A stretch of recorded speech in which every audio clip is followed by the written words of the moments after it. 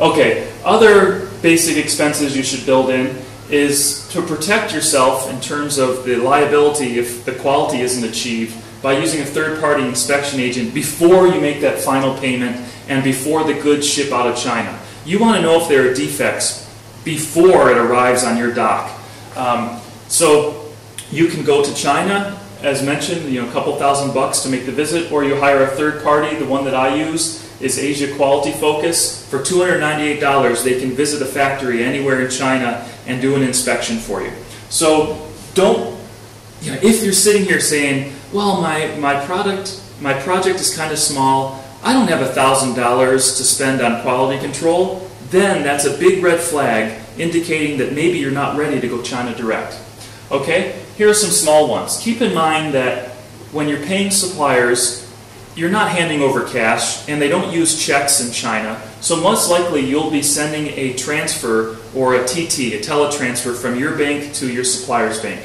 Now, one of the mistakes I made early on in my career is I didn't ask my US bank, hey, how much does it cost me to send the money to China? I just did it. And then I realized I was getting hit with $50, $60 for each bank transfer. So you might send $100 to pay for some samples, and it turns out that $60 goes to the bank for their fees. That can get really expensive. So what I encourage you to do is ask your banker, hey, I'm going to be doing more and more business with China. Can you give me the corporate rate on the transfers overseas? And it can go down to as low as $15, especially if your bank is the same bank as the Chinese use. For example, HSBC does a great job for me because interbank transfers has a low rate.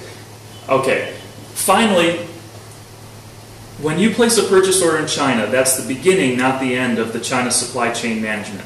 When you place an order domestically back home, you basically sit back and wait for the product to show up. In China, you're responsible for the project management, unfortunately. Don't expect that your supplier is going to give you updates and give you information about, hey, production kind of had a problem this week. Do you have any suggestions? They're not going to be open about the status of production unless you ask and get really involved. So, for example, who in your team is going to follow up with a supplier once a week to get to the status of things, to solve problems, to clarify specifications? It's not that big of a deal if you're buying something that's off the shelf, but if you're tweaking or anything customized, who pays for the project management is a real big issue. So, what is the value of your time? Now, at the bottom line, as a rule of thumb, I like to say 5K to play. Meaning, if you don't have $5,000 US in your budget set aside for managing a China direct relationship, it's going to be difficult to do it safely. So, these are the basics that you really shouldn't be avoiding if you want to source from China safely. Okay, is China ready for you? Great. Are you ready for China? Yes. Now, finally, let's get to the strategies. Everybody that's buying from China is worried about the holy trinity of sourcing, meaning regardless if you're large or small, everybody's worried about price, quality, and lead time.